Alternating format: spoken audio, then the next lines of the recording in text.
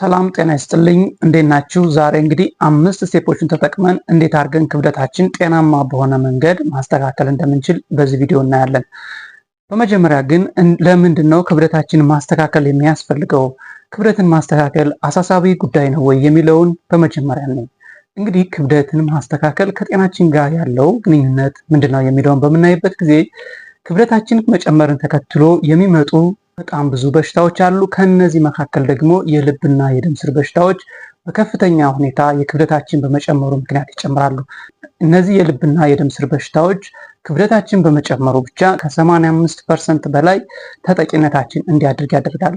ከዚህም በተጨማሪ ደግሞ የሞት ምጣኔያችን ደግሞ ከ1999 አንስቶ እስከ 2020 ያለውን እንኳን ብናይ በ250% ሊጨምር ችሏል ማለት ነው። ይህ የሚያሳየው ነገር ምንድነው? እንግዲህ ውፍረት ለበሽታዎች ሁሉ መግቢያ በር እንደሆነ ያሳየናል ማለት ነው። ስለዚህ ይህንን ውፍረት መቀነስ